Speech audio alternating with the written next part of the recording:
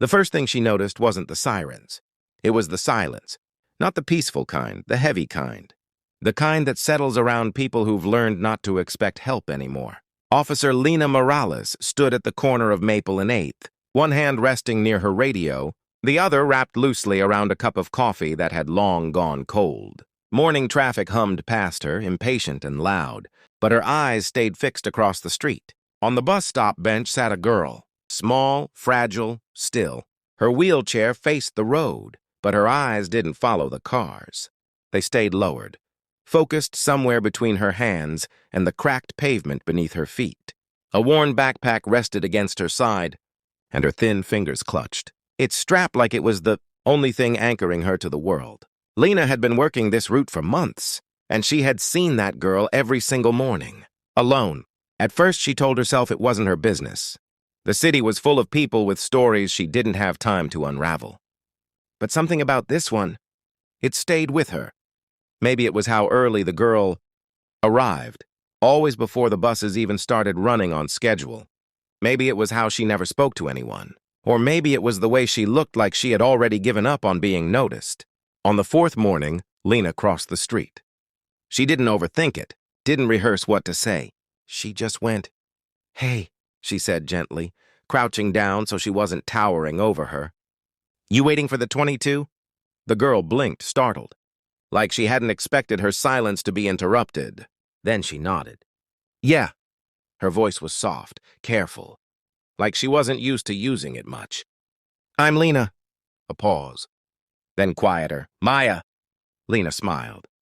"That's a good name." Maya didn't smile back. But she didn't look away either. That was the beginning. The next morning, Lena brought an extra coffee. "Hot chocolate," she corrected quickly when Maya hesitated.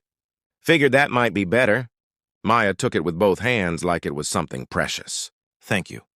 That day, they talked for 3 minutes before the bus came. The day after, 5.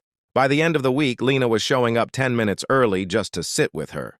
She learned that Maya was 13, that she loved drawing but didn't have many supplies, that her school was across town, and the bus ride took nearly an hour. What she didn't learn, because Maya avoided it every time, was why she was always alone. No parent, no guardian, no one to help her onto the bus.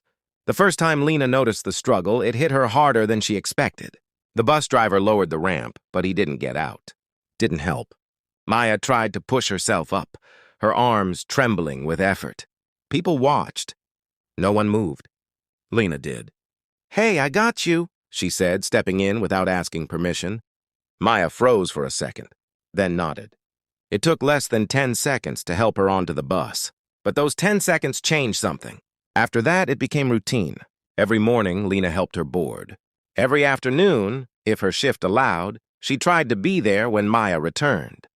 They started talking about everything: school, favorite movies, random jokes that made no sense but somehow made them laugh anyway. For the first time since Lena had noticed her, Maya smiled. Really smiled. And for the first time in a long time, Lena felt like her badge meant more than enforcing laws. It meant showing up. Weeks passed. Then one morning, everything changed. Lena arrived at the corner, 2 hot chocolates in hand. But something felt off. The street was quieter than usual.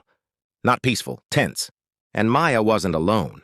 Parked beside the curb was a black SUV. Behind it, another. And another. 4 men stood near the bus stop. All dressed the same. Dark suits, earpieces, eyes scanning everything like they were expecting danger to come from the sky. And standing in front of Maya was a man. Tall, imposing, expensively dressed in a way that didn't try to show off, but didn't need to. Maya's head was lowered. Her hands were clenched tightly in her lap. Lena slowed her steps. Her instincts kicked in immediately. Something wasn't right. She approached carefully. "Morning," she said, her tone even but alert. "Everything okay here?" All 4 men turned toward her at once. The man in front didn't. Not immediately. He kept his eyes on Maya. Then slowly he spoke. "You're the officer." It wasn't a question. Lena nodded slightly. "And you are?" That's when he turned. His gaze was sharp, controlled, the kind of look that weighed people in seconds. "Maya's father." The words landed heavy. Lena blinked. Father? In all these weeks, Maya had never mentioned him. Not once. Lena glanced at the girl. Maya's eyes stayed down.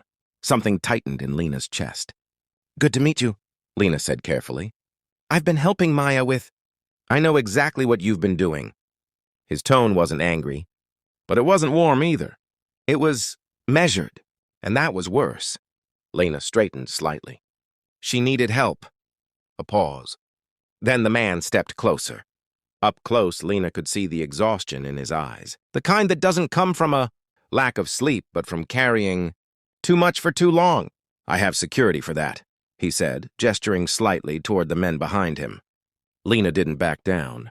With respect, she replied, they weren't here. Silence. Tension. The kind that makes everything else fade into the background. Then, a small voice broke through it. She was nice to me. Both of them turned. Maya looked up for the first time. Her eyes were wet, but steady. She didn't have to help me, she said, her voice trembling but determined. But she did. Every day. The father's expression shifted. Just slightly. Maya continued. You weren't here, she said softly. They weren't here. Her fingers tightened around the cup Lena had brought. But she was. The words didn't accuse. They didn't need to. They just told the truth. And the truth hit harder than anything else. The man's shoulders lowered, just a fraction. He looked at Lena again.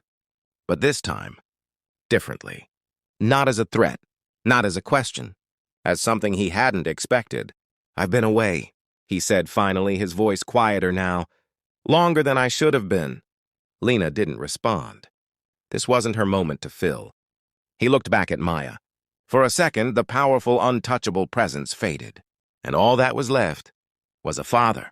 I thought providing was enough, he admitted. Security, money, protection. Maya didn't say anything, but her silence spoke volumes. He exhaled slowly, then turned back to Lena. Thank you, he said. Simple, but real.